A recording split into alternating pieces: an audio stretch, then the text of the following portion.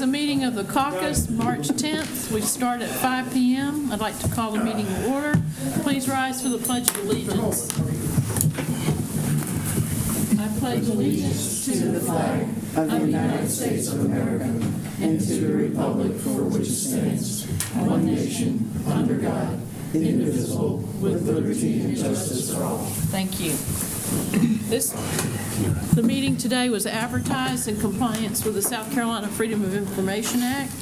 At this time, do we have any council member discussion before, well, we have to have approval of the agenda first. Anyone like to make a motion for approval of the agenda? A motion. Have a motion by Ms. Brown. Do I have a second? No second. All right, a second by Councilman Bartholomew. All in favor? I have an item of discussion, please. For caucus? Okay. No, for the agenda. This is, we're Oh, at, for the caucus, sorry. okay. My mistake. Okay. No discussion. Okay, all right. That was unanimous, I think, to approve the agenda. All right. Council member discussion. Do we have any council member discussion at this time? No, we'll have committee reports at the regular meeting. All right, at this time, we will, I would like to have a motion to go into executive session for the following items. 6A is under South Carolina Code Sections 30-4-70A1, discussion of employment, appointment, compensation, promotion, demotion, discipline, or release of a person regulated by the public body, assistant county administrator positions. B, under South Carolina Code Section 30-4-70A2, receipt of legal advice where the legal advice relates to pending litigation. Redfish Holdings, LLC versus Beaufort County. Number C, under South Carolina Code Section 30-4-70A2, receipt of legal advice where the legal advice relates to matters covered by the attorney-client privilege. Discussion related to privileged communications by county attorneys with staff and counsel. And D, last, under South Carolina Code Section 30-4-70A2, receipt of legal advice where the legal advice relates to pending litigation, Beaufort County versus David Coleman. Do we have a motion to go into executive session? I'll make that motion to go to executive session. Second. We have a motion and a second. All in favor to go into executive session? Aye. Aye. Okay. We will adjourn to executive session. There may be matters arising out of executive session. Thank you.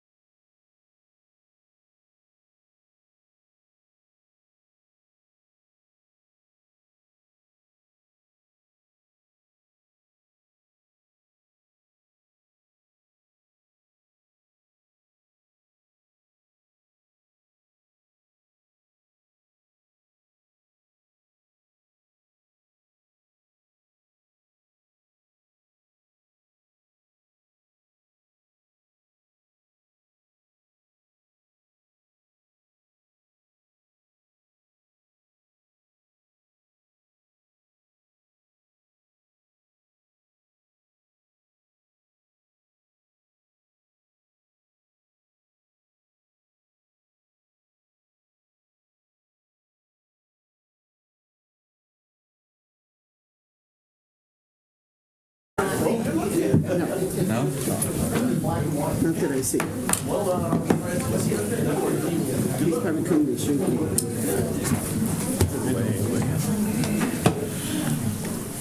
At this time, we have recessed executive session and will reconvene it after the regular meeting. There were no matters coming out of this part of executive session, and it will reconvene again after our regular meeting.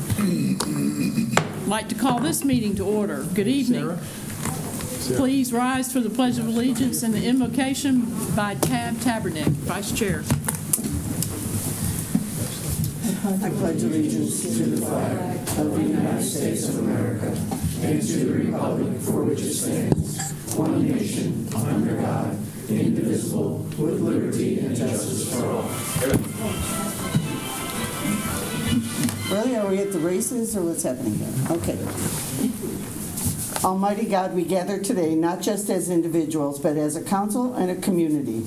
Today, we acknowledge and celebrate the remarkable journey of women throughout history.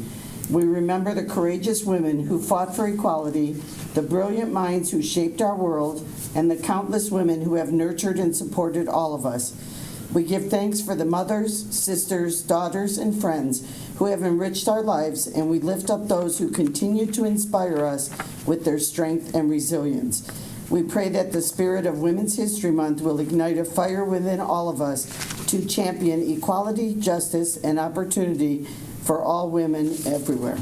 Guide us to learn from the past, embrace the present, and work towards a great future where all voices are heard and valued. Amen. Amen. Thank you. This meeting was advertised in compliance with the South Carolina Freedom of Information Act, and that is confirmed by our county clerk. Yes, ma'am, it is. At this time, I'd like to have a motion to approve the agenda. So moved. Have a motion by Councilman Bartholomew. Do we have a second? Second that. And a second by Councilman Brown. All in favor? Aye. Is there any discussion? Yes. Discussion before we vote, okay? Yeah, I'd like to make a motion to amend the agenda to add a request for an ordinance to be placed on the agenda. May I have the liberty to discuss that? Yes, we need a second. I'll second for discussion. All right, for Thank you. discussion, thank you. At the Natural Resources Committee last week, there was a ordinance presented for eventual delivery to the county that is to the council that is scheduled to come in 2 weeks at the next council meeting. And I would like to move that ordinance forward to be considered tonight because that would be the first reading in 2 weeks, then there'd be a second reading 2 weeks later, and there'd be a third reading 2 weeks after that. And with the 2-week gap between the first reading and the last reading, it becomes almost a 7 or 8 week project. And this, I think, is a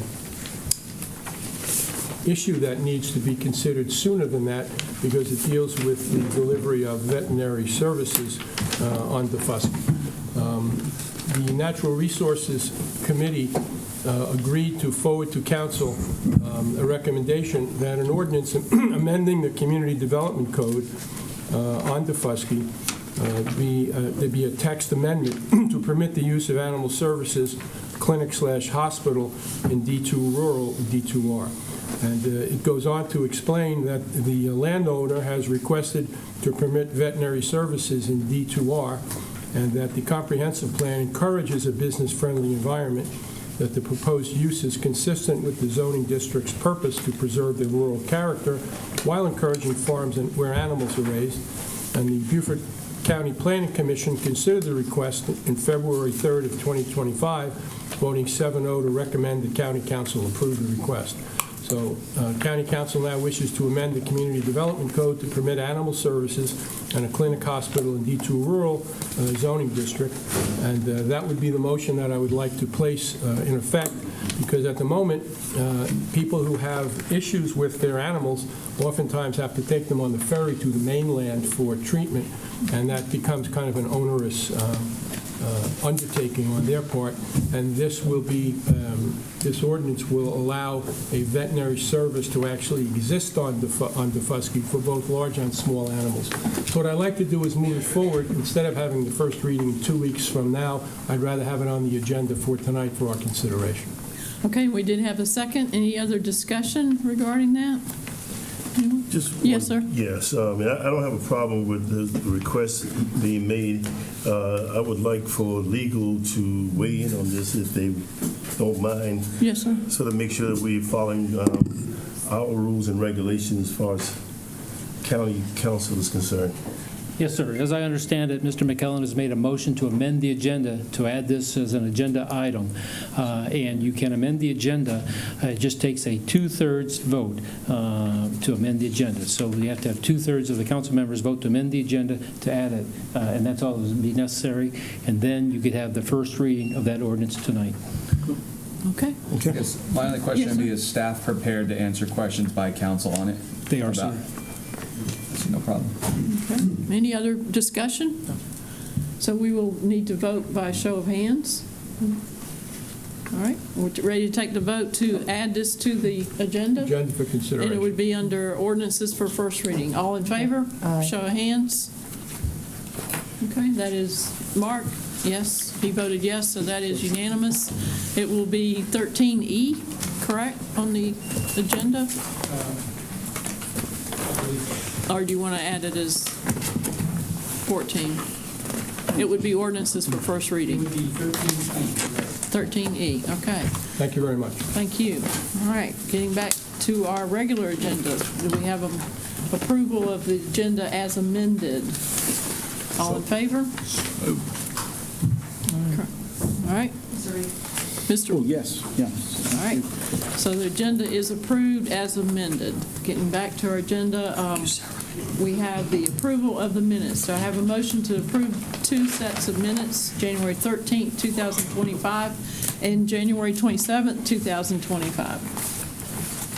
Do I have a motion? I'll motion that. A motion by Councilman Brown. We have a second to approve those 2 sets of minutes. I'll second it. All right, second by Vice Chair Tavernick. All in favor, show of hands of the minutes. Mark, minutes, okay. All opposed, none? Good. All right, at this time, we will go forward with the administrator's report. Thank you.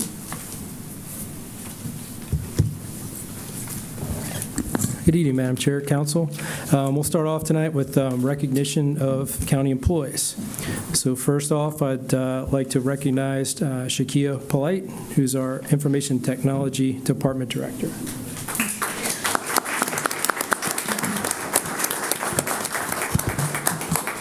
How you doing? Hi. So Shakia's been with Beaufort County for 15 years. And currently, in her position as a director, she oversees information technology infrastructure and operations and ensures the IT systems are secure, efficient, and aligned with county goals. As you all know, that's a major undertaking, in particular when we have issues with storms and lines being cut and things like this. They do a great job of managing all that and just the day-to-day.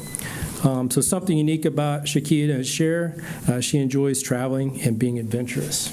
So, thank you. I go skydiving next week. Skydiving? You didn't have to tell me that. But we appreciate it, your service, and if you would like to make any comments. If not. Just thank you. Thank you to everybody. Thank you to my amazing team. Thank you for great leadership, always being supportive. Cheers to 15 years.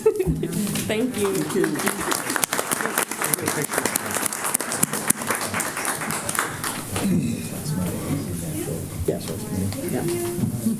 Thank you.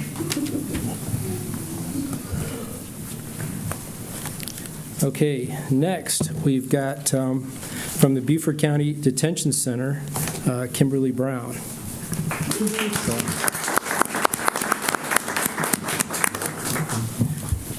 Welcome. Thank you. Her position is Senior Administrative Supervisor, and she's been with the county for 24 years and 7 months. That's a long time. We appreciate that. Summary of her duties: she consistently demonstrates professionalism and expertise in overseeing the administrative, clerical, and financial operations of the detention center. She plays a crucial role in reviewing contracts, auditing invoices, and preparing complex departmental documents, reports, and forms, all of which require in-depth knowledge of programs, policies, and procedures. She efficiently manages purchase requisitions and orders, ensuring that vendors are paid promptly. She assists with the preparation of the department's annual budget submissions and ensures the staff members are paid accurately. Her dedication and attention to detail contribute greatly to the smooth functioning of the department. Something unique to share publicly: she loves to watch international movies, especially Korean movies, while using closed caption TV. I know what you're talking about, Korean dramas. My wife watches those too, so I know. So with that, thank you so much. Thank you. Would you like to make any comments? No, I just want to thank everybody, Colonel Grant and everybody for coming tonight. I enjoyed my 24 years here. I'm looking forward to the next 5 or so. Thank you. All right. We'll get a quick picture.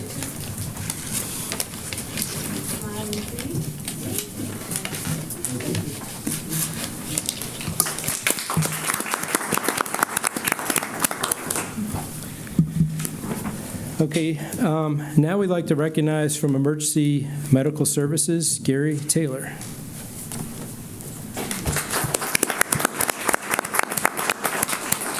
Good to see you. Thank you. How you doing? I'm good. Good. So his position is paramedic crew chief, and he's been with the county for 26 and a half years. Thank you for that. Summary of duties: he provides quality emergency care to the sick and injured of Beaufort County. He also promotes and educates the general public about personal health, provides CPR classes to citizens, supervises employees, ensures policies and procedures are being followed correctly, and that the citizens of Beaufort County are receiving the best care available. Something unique to share, nothing you'd like to share at this point, right? So anyway, thank you. I did You can make some comments. I did take the personality things that we all had to do, and I was a solid S. So this is making me uncomfortable here. If you understand what I'm talking about. I get that. I remember when I first started down the hallway here, filling in all the paperwork for employment here, and I had no idea it was going to be as enjoyable and as rewarding as it has been. I really appreciate all the support and the leadership that I've had from my directors over the years, and the support they've given me. And I thank you as the county council for your support as well. Appreciate it. Thank you.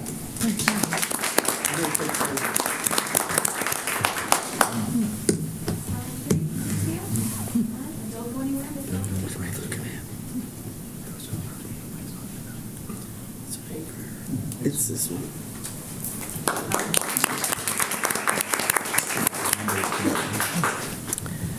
It's that one right there. A few other comments I'd like to make. First is for tonight, for consideration, we have the resolution for the 278 highway project.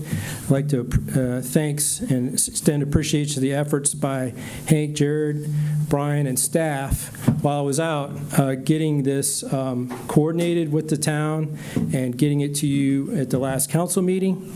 As you all know, the town has met and has passed a version that is in your package tonight, which we will consider later in the meeting. But I'd also like to thank the town of Hilton Head, their council, staff, and team there for all the coordination to bring this to you all tonight. The next thing I'd like to mention is on March 18th, which is next Tuesday, we're going to hold a county council workshop at 5 as a follow-up to the retreat to discuss the 2018 referendum projects, status, way ahead, as well as potential options for a 2026 sales tax referendum. So we want to get that conversation going because, as we all know, 2026 will be here before we know it, so get those discussions going. And with that, pending any questions you may have, that concludes my report. Any questions for our administrator? None? You said next Tuesday? Yes. The 18th? The 18th, yes. 5 o'clock? 5 o'clock. Oh, at 5, okay. Yes. Thank you. All right, thank you. Thank you. Appreciate that. Next on our agenda is an update on the St. Helena Community Garden. That's the Henry Farm North. And who's going to cover that? Nobody? What is it?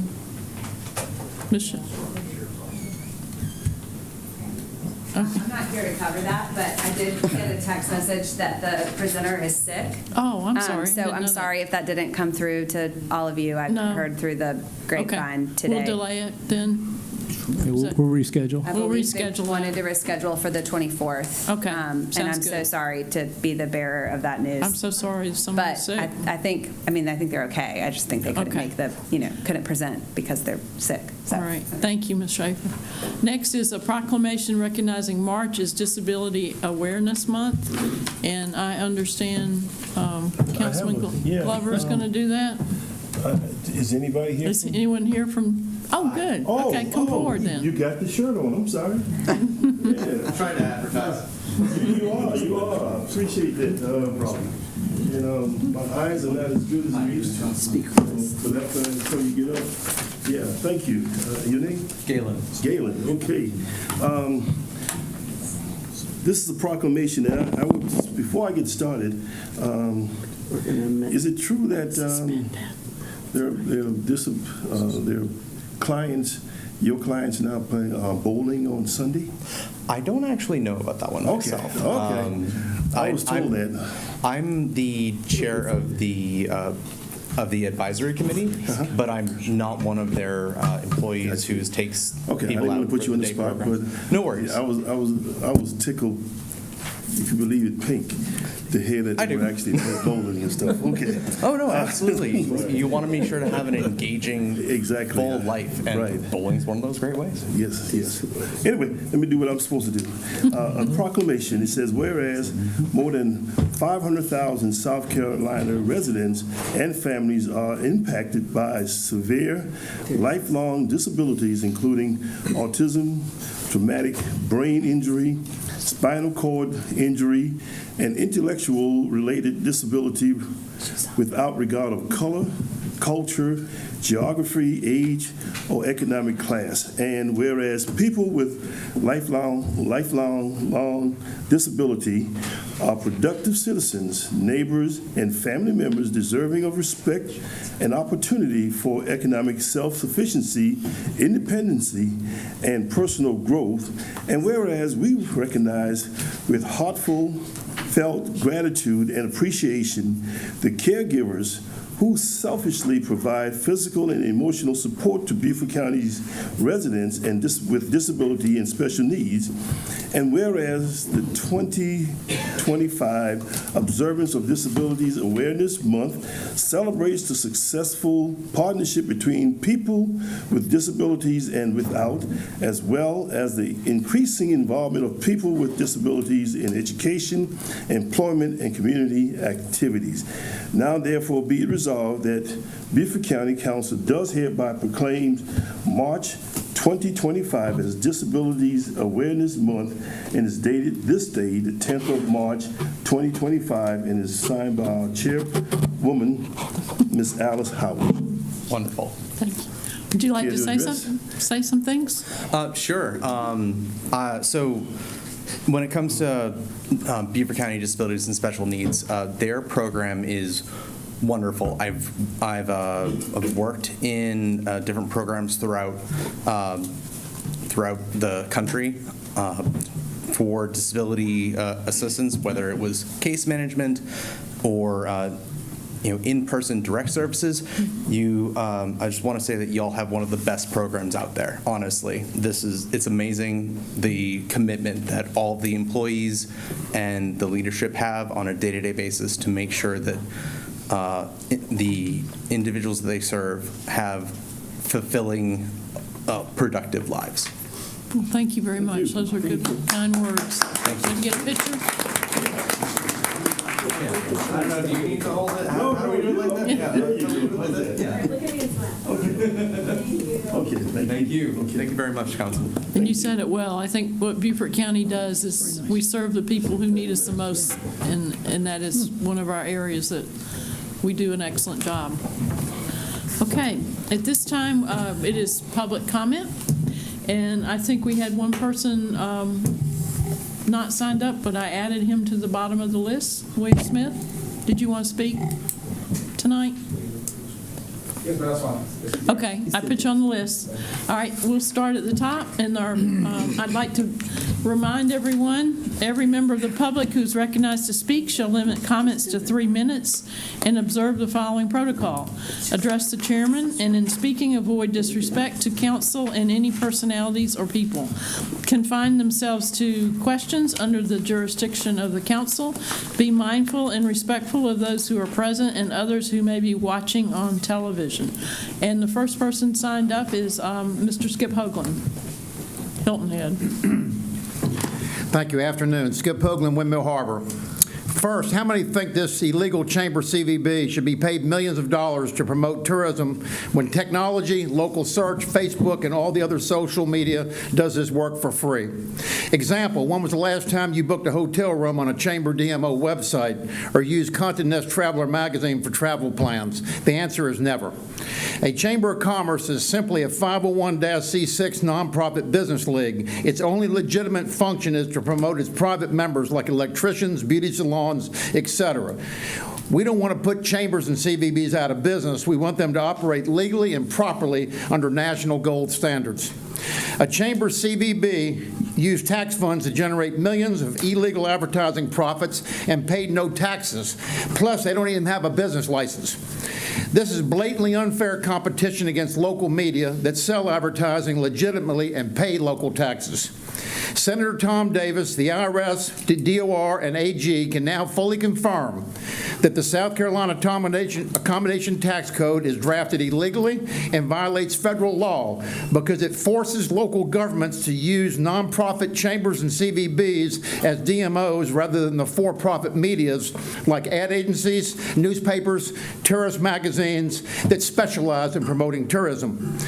This is why our state is in big trouble, allowing millions of our tax funds to be illegally issued to these phony, baloney, nonprofit thieves who spent profits lavishly on themselves, their cronies, and even a $600,000 salary for Bill Miles. IRS will soon contact 50 states and 2,000 city mayors and chambers and CVBs, and they will all be held liable to the federal government and local taxpayers because they knowingly issued tax funds for illegal use.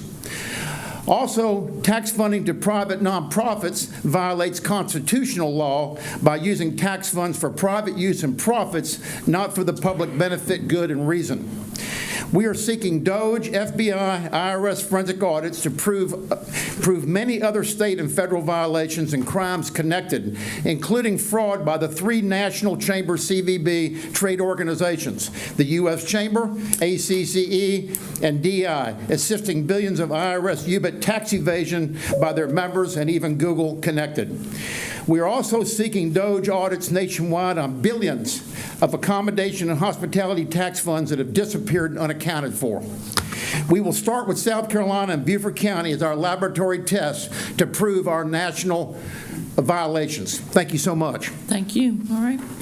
Next on our list is Ms. Lynn Greenlee. Bluffton. Hi, Lynn Greeley from Hilton Head. I have a POA for Skip to read my 3 minutes. Let me just jump up. I'm not going to speak until the law has decided if a POA trumps a local rule. I'm going to let Ms. Greeley speak until we get this settled in the courts to not put you all in an uncomfortable situation. Okay, thank you. Is that fair? Yes, Thank sir. you. Mm-hmm. Okay, then. First, I am asking this council to vote in favor of doing an independent DOJ forensic audit on our annual budget and year-end audit. This hiring cannot be connected to our town manager, lawyers, or mayor, who have been accused of either unethical and criminal misconduct. Instead, I suggest we put the woman on this council in charge of finding the hiring this DOJ-type forensic audit firm to specifically Ms. Taberneck and Ms. Howard. May I recommend recommend a firm from Charleston called the Quick Group, composed of a former FBI forensic audit experts.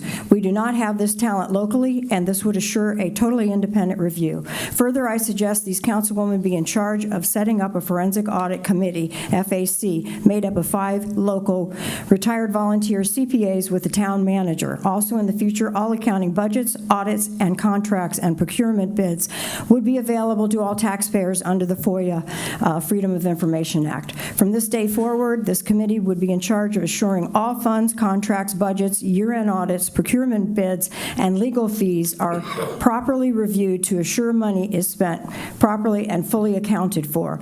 We now have fully proven a South Carolina accommodations tax code is drafted illegally and it is in violation of the federal tax law. Our current hired DMOs cannot be an IRS 501c6 nonprofit chamber or CVB. It must be for the profit of agency, local media, newspaper, tourist magazine, etc. So this council's illegal DMO funding with no procurement laws be followed must end. Senator Tom Davis, SCIRS/DOR Criminal Division and AG can fully confirm this. Very disturbing is Mayor Perry's comments about his role in reviewing the Chamber's finances and town lawyer Coltrane, Alford's Finger, and Gruber drafting illegal, fraudulent Chamber DMO contract, and Mark Orlando illegal actions in all reason enough for audits, and imagine what we don't know. The FAC committee will end this. Perry, when asked how he feels about the Hilton Head Bluffton Chamber of Commerce using $2.5 million in annual tax dollars without having a show of invoices or receipts, Perry said he was okay with how the chamber was operating and didn't see a need for pushing for further transparency like Mayor Bennett did. He said he didn't feel a need to grind down on every invoice. Is this the type of mayor leadership lawyers we want to control our tax funds? Not for me. Okay, next on our list is Chairman of Beaufort County School District, Dick Geyer.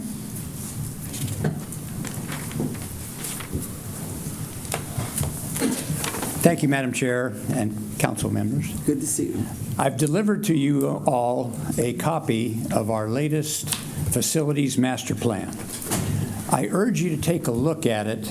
It has an awful lot of great data that you can use in planning, and it gives one county agency's view of the future of what we need. If you will look there, you will find there are 2 pages on every school. And in every school, it tells you about what the facility can handle, the number of people that are in the facility. It will tell you the demographics of the student body. It will tell you how many of the students are from that school's engagement area. And you'll see a large number are outside of our engagement areas for the individual school, and that's a result of school choice. And it tells you the numbers of school choice. It also shows you little dots where every student comes from. That's a very good way of looking at traffic, not only the traffic coming in and out, but the buses, but also if you're a school choice parent, you have to pick your children up and take them back. And that's why in most of our schools, in the morning and the evening, you'll see long lines waiting to go in and pick their children up. We like school choice, but school choice has a price. You'll also see what we project for the next 5 years being the enrollment in each one of the schools. And that has a lot to do with future traffic issues and other things that are coming along. And in a related issue, I gave you in that booklet a timeline of the situation that we are facing now at May River Elementary School that is scheduled to begin construction next month, but is being held up because we are in a conflict for road maintenance, if you will. It's a road maintenance. There's a private road owned by the, what is it? Palmetto Bluff. Yeah. Palmetto Bluff, and we're trying to get a ability to get in there and start building, and we can't do it because of a permitting issue. Just to let you know what that is and ask for your help to get us to resolve that issue. Thank you very much. Thank you. Thank you. Next on the list is Charles Perry.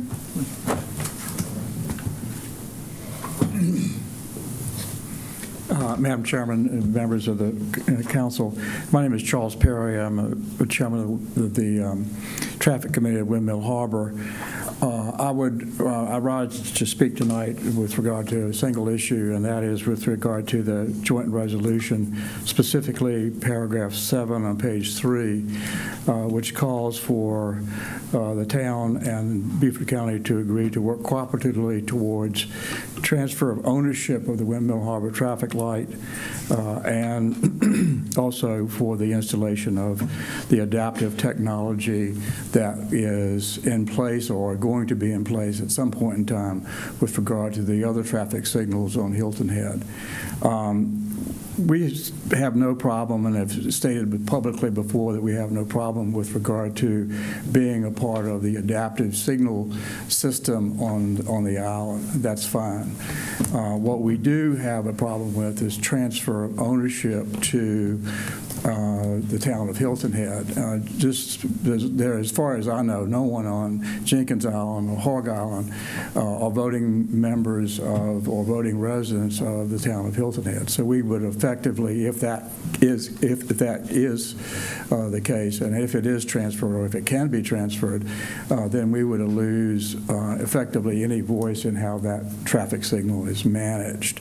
And that's a problem for us because we've, as you all know, as many times as we've been before council, we've worked long and hard to get it, and we don't want to see defeat pulled from the jaws of victory at this point. Thank you very much for your consideration. Thank you. Next on the list is Mike Garrett. I'll learn how to pronounce it, Mike. I say it enough times. Okay, thank you. Yeah, thank you. Madam Chairman, members of the Beaufort County Council, I'm Mike Garrigan, former chairman of the Traffic Committee and a member of the Traffic Committee, and I want to thank each of you for your part in establishing the traffic light at the intersection at Windmill Harbor. It has been great. Let me say that again. It has been wonderful. It's prevented so many mishaps and accidents. I won't get into it, but our security people could fill you in on all that. I'm here to talk about two items related to the US 278 corridor project. As many of you may or may not know, that intersection is designated by the Department of Transportation. Signage is in place for no U-turns. We understand or have been led to believe that there may be some change in that no U-turn may be dissolved and that people would be able to make U-turns there, trucks, vans, whatever. And I'm strongly encouraging that that not be the case. It just does not work. We want to make sure that it continues to be a no U-turn intersection. The second point that I'd like to make has to do with the fact that we understand that this project is going to be a design-build type of project. I'm somewhat familiar with that type of concept. And I'd like to point out, as I did at the last time we met, that the members of the residents of Jenkins Island and Hog Island would love to have some participation in that process when the Department of Transportation undertakes the process of putting together the design build. It has tremendous effect on all of the communities on Jenkins and Hog Island. And we would just ask that you be aware of the fact that we would like to have, that the residents would like to have some ability to participate in that process. Thank you, ma'am. Okay, thank you. Next on the list is Gary W. Taylor. Oh, okay. You want to say something again? Get on the list. Okay. All right. So you pass. All right. And you were recognized earlier, so for your outstanding work, we appreciate you. And then William Smith, I think, wanted to speak.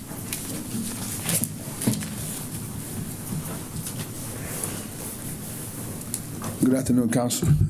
I came to speak about a couple things tonight. First, let me address that on this agenda. I noticed tonight it looks like too that y'all only have a one public comment section on the agenda. If someone's coming from work and they're just making it over in the matter towards the end of the meeting, for my recollection, call for years have always been two public comments sections. One at the beginning of the meeting, or better yet, one during certain segments where you speak at. And I think that after the meeting, after you get done with your agenda, may be appropriate for someone who may be coming in town or who can't make it the first part of the meeting, for them to be able to speak at the end of the meeting. And in terms of the last meeting, I remember something that I missed that was very important in terms of at a football game this year right here over at May River High School. We had a student on the football field who sat on the field for probably about 30 to 45 minutes where we didn't have any EMS. And right there at May River High School, when you're coming into May River, there's a fire bay that sits right there.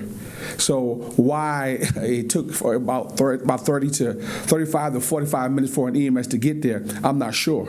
But to me, that was one of the things that I forgot that was much more very important that I conveyed to y'all. I know in certain parts of the county, like I know at Bluffton High School and over at Beaver High School, we have the firefighters come over to the football game. And I understand that I'm not sure what the shortage of EMSs look like, but the same way the fire department comes to those football games, I think it's very important that if we can have the EMS participation. And I'm glad one of the EMS guy, someone from EMS is here to also take that back as well as council, that we definitely need EMS at those football games, because 45 minutes we're talking about life and death. One of our students. As a board member, people came to me and asked me that night, I couldn't say nothing because I was just as pissed as they were. And I had no answers. So if we could look to collaborative work together to make sure that doesn't happen again in this county, I definitely appreciate that. Also, moving along to the next thing, due to my timing, I noticed tonight that we're talking about giving working with Beaufort Memorial and partnering with Beaufort Memorial Hospital. You know, I think that we give a lot of money to Beaufort Memorial Hospital in this county, but here's the issue. We give them trauma dollars, but we don't have a trauma hospital. And now you're talking about now giving them money for affordable housing. Who are they going to put in those houses, and what do those affordable housing really look like? So before we agree to give up some land, or before we agree to come up with a partnership with the Beaufort Memorial Hospital, as a community, as a concerned citizen, I think we need to figure out what that looked like. And I think that we've given enough up towards Beaufort Memorial Hospital. And be mindful, they do receive a lot of money in this county from taxpayers. So I mean that is something that is not just me, but several people who I've talked to have had this question around this topic right here that you guys are going to speak on tonight in terms of giving Beaufort Memorial Hospital money. Yeah. Thank you. Thank you. Okay, now we'll have our liaison and committee reports. We'll start with Community Services Committee. Madam Chair, thank you. We actually held our first Community Services Committee meeting last week. It was a really good meeting. Very short agenda for the most part. It was reappointments to several boards, but the most important takeaway from that was discussion of changing the EMS schedule from a 24 to 48 hours schedule to 24/72. The consensus throughout the committee was that we move this forward. I believe we're going to discuss it on the 18th as part of the budget process, and there may be a resolution coming forward on the 24th, but we're going to discuss the budget first. Okay, So, thank you. Thank you. Next, Natural Resources Committee. Yes, Madam Chairman. The Natural Resource Committee met on the 3rd of March, and there are several items that's on the agenda. 12A and I guess it'd be 12C is coming out of natural resource dealing with B and C, so it's probably C and D coming out of natural resource dealing with property on Seaside Road, which is about 9 acres of land. We asking recommendation to go ahead and finish the payout for that conservation easement on that property and fee simple for property on Davis Road, about 40 acres there. That's on the agenda. We also have, coming out of our committee, which will probably be at our next meeting, two recommendation for the development, both south side of one in Cherry Road, and the other one is off of Davis Road in the Bluffton community. And there were several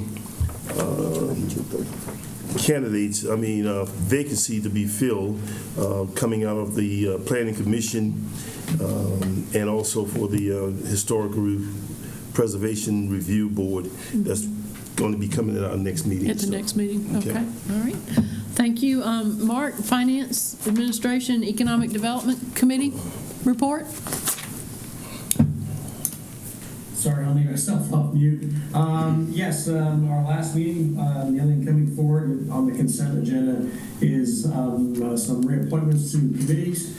Again, we appreciate everyone who volunteers to spend their time on committees, and there is a link online that for open spots in committees. So anyone that wants to go see what is available and what interest you might have is not located online.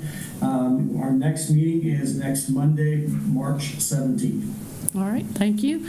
Public Madam Chairman, I'm sorry. Yes, sir. Our next meeting is April 3rd. Okay, April 3rd. Thank you. Go Okay. ahead. All right, Public Facilities, Councilman Cunningham, Chairman. Thank you, ma'am. Yeah, we have a couple things in the consent agenda from our last meeting. A couple of them are resurfacing in the Bluffton and 278 area that I think people want to take a look at, along with some of our recycling stuff. Our next meeting is next week. And Madam Chair, if you don't mind, I'd like to comment on something from Community Services or Natural Resources Committee, if that's okay. Yes, sir. Go ahead. One of the agenda items, I believe it was number 7 on there, was about a zoning that actually fell in my district. And unfortunately, I wasn't able to come to that meeting last week. But I would like to share some information about it, since we have people online that want to ridicule members on county council when they're not educated on the facts. It's 240, they went upzoning a property that's 30-some acres or 40-some acres, upzoning for what's called as mini mansions. That's the term used in the original thing that was given to us almost 9 months ago that we showed then that we had no appetite for. And that's from the landowner. It's actually not landowner yet because they haven't finalized their purchasing unless there is upzoning approved. So people that say that the millions of dollars have been funded into it, it's not completely accurate, because the purchasing has not been done yet. That's the description that they used, was mini mansions. We showed no appetite for it, so the applicant came back and offered originally to do somewhere around 25% of the units to be workforce housing. We still said, hey, at this point, multiple members up here met with the potential landowner, myself included, and the landowner said, I recommend the landowner. I can tell you there's going to be no appetite unless you see a transportation referendum put in where we can build more infrastructure. Obviously, the referendum failed. They came forward the very next week, or 2 weeks after that referendum, to come forward to our staff, and then it just went to Mr. Glover's committee, where it got turned down there. Not only did it go below the 25% units that they originally did, now it's down to 10% of units. But they wanted to tag it with saying it's for veterans to try to get that pushed through on a county council. We have no problem partnering with other partnerships to get things done. We want to work together to better the community. We want to continue to hit multiple areas, whether it's workforce housing, veterans, disability housing, whatever it might be. But you can't do it at the cost of the rest of Beaufort County. And upzoning an area that's supposed to allow 30 homes to over 240 homes is not smart planning. We can't control things that are already upzoned, but we can control not upzoning something. So I would just encourage any of the media outlets or anybody along those lines that would like to go on and try to say that we're not for veterans or not for helping veterans. We 100% are. We're open to a conversation. This is the third presentation that's been made to us, and it's been continued to evolve because they didn't like our first answers. So as for Mr. Glover and his committee and Ms. Howard and Tab Tabernick, bravo to y'all getting the job done. I would have voted no for that upzoning as well. And that's exactly why it was shot down. So you want Beaufort County to work on upzoning? It's not going to happen until we can fix our roads. We've made that clear. We have not done upzoning, whether it was Cherry Point, whether it was right there on 170, but there's no appetite for it. So there's enough PUDs already done in the town of Bluffton and in Beaufort County. If the developers don't want to pay the price for those land that costs more money because the PUDs are built into it, that's not my problem and that's not our problem.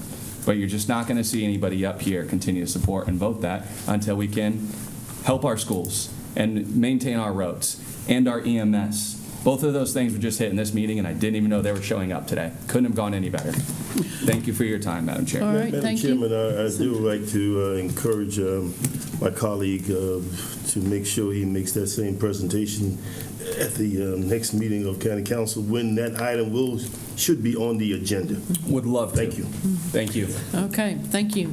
We do have, speaking of the next meeting, we also have a consent agenda tonight.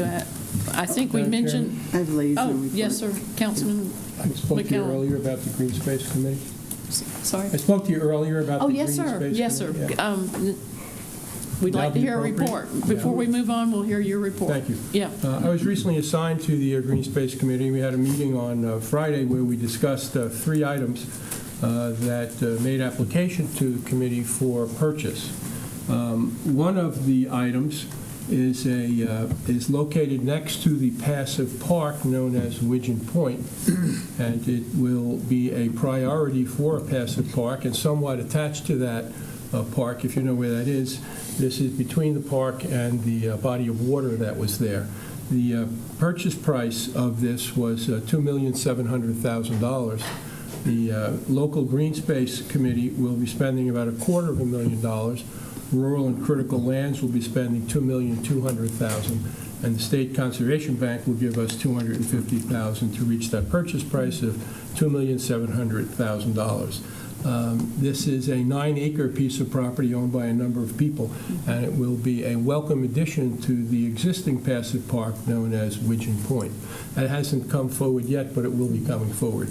There's another matter coming forward that's conservation easement, and that's for 55 acres, and it is located in the northern part of the county as you go up 21 past the Marine Corps Air Station. It has valued at $1,760,000. The 55 acres are seeking to obtain a conservation easement valued at $775,000. The local green space contribution will only be $310,000 because the landowner is donating $465,000 of that $775,000 for consideration to have that conservation easement granted. And that also will be coming forward at the next meeting. The other piece of property that we deferred consideration on is located on Ladies Island, and it's adjacent to the Ladies Island Middle School property. It's 6 acres there. It's valued at about $2,400,000, and the consideration was deferred because we wanted to confer with the school board to find out if they had any plans for that adjacent property that was next to the middle school. So we put that off until we can arrange a meeting with the school board. So those 2 items will come before council at the next session, and this other one will be deferred. Thank you very much. Thank you. Do we have committee reports? I think Councilman Dawson, Locog. Thank you, Madam Chair. Last Thursday, several of us on council, the chair, Ms. Howard, the vice chair, Ms. Tabernac, and Mr. Glover and myself, we attended the Low Country Council of Governments monthly meeting. At that meeting, Mr. Craig Wynn from the South Carolina Department of Transportation gave a progress update on some projects that they have in the queue, and those improvements are to be made on those projects statewide to reduce pedestrian and bicycle accidents and fatalities throughout the state. One of the projects that is going to be done is improvement at the exit 33 there at Point South at Yamasee. They're going to widen that from a 4-lane highway to a 6-lane highway from exit 33 to the Georgia state line. Also at that meeting, the CAW chair gave a presentation on the regional employment and showed the employment rates throughout the region of the 4 counties, Colleton, Hampton, Jasper, and Beaufort County. And in short order, the unemployment rate for the counties, the region, is pretty much stabilized at this point. Beaufort County is stabilized at roughly a 4.4% unemployment, and that's been holding steady for some time now. So with all the cuts and the loss of job nationwide here in Beaufort County and our four-county region, we are pretty stable at this point, but we'll see how things go moving forward. That's all, Chairman. Thank you. Anyone else on this side? Yes. Thank you, Madam Chair. I attended the Soloco meeting in Bluffton and presented our PowerPoint that I've shared with all of council on what's happening in Beaufort County, which was a brief summary of our strategic planning discussion. And I went to the State of the Community Summit at Data Island and represented our council along with Mayor Cromer and Mayor Phillips. The Realtor Association presented a great, and I think I passed this along to council, presented a great deep look at our population, our economics. It was really good. It was sent to all council members. On the first, Alice and I participated as judges in a debate at May River High School, which was very exciting, actually. And it was middle school, high school. I had high school. Did you have? I had middle school. The middle school, these little children were sixth grade, and they blew my mind away with what they were doing. But anyway, there were other elected officials there and school board members. It was a great event. Beaufort County Schools, I observed their meeting online. And just a couple of things from there. Authorized a contract to Thompson Turner Construction for Phase 2 renovation of the current Educational Service Center for almost $4 million. The motion carried, but a couple people talked about the building's outdated, it's not centrally located, but the board has decided to renovate rather than relocate. I want to thank Colonel Geyer and the other board members for the facilities book. I just looked in the back, all the properties the school district owns. I think it's a great look for people, and the student demographics, where our students are going to school. It's very interesting. When you look at it, you'll see a lot of great information. And also notice the new logo for Beaufort District Schools. They also talked about, as Colonel Geyer talked about, there was a discussion of an agreement for encroachment permit at May River Elementary School, and he already talked about that. Recognized the School Counselor of the Year is Jessica Stone from Battery Creek High School. May River High School Wrestling Class 4A are state champions. Again, this is great news. The Athletic Administrator Association honored Mr. Barnes from Ladies Island Middle School as the Athletic Director and Coach of the Year. And then, as a byproduct, they recognized the superintendent, too. And they reported that their local tax revenue up to date is $201.3 million, which is a collection of 91.4% to date. They updated the cell phone policy, and I love their slogan, which is "Cell phones off, learning on."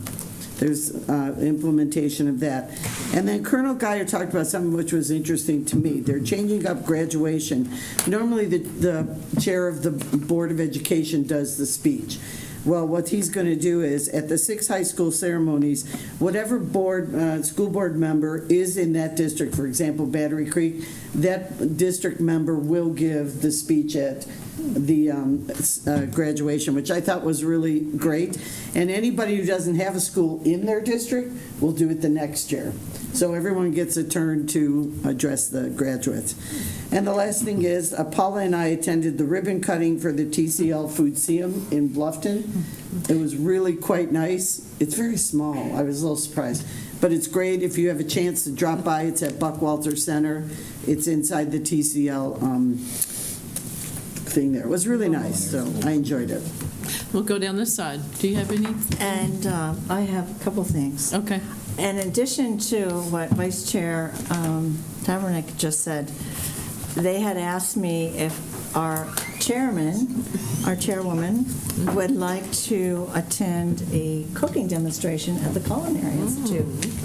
And I told them I didn't know, I couldn't speak for Alice, but I would like to do it too. So I think Alice and I are going to be at the new Culinary Institute giving a cooking class.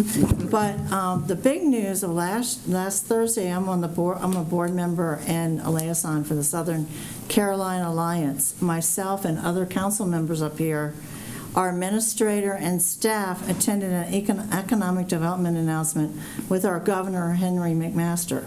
TS Conductor will bring 462 new jobs to Hardeeville, and they will produce equipment for high-voltage direct current transmission lines. The components are essential for transporting electricity over long distances, largest job creation in history of Jasper County. So that was a big deal. It was. Anyone It else was on nice, this yeah. side? Sure. Thank you, Chairwoman.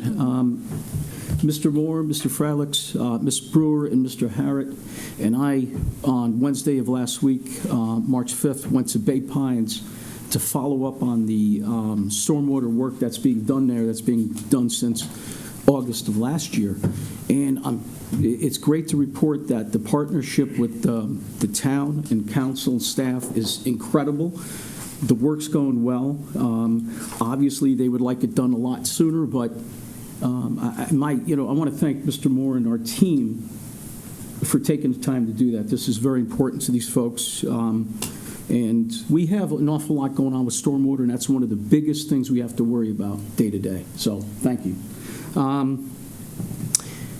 Wednesday night at 6 o'clock at the Hilton Head Library, I had my first ever community meeting, and two young ladies are here tonight, Ashley and Katie, that were there. And we hit a lot of topics. Of course, we're going to talk about one of the most important ones a little bit later with Mr. Fralix here on the 278 bridge. But we had probably close to 80 people at that event, and I expected maybe 20 or 30.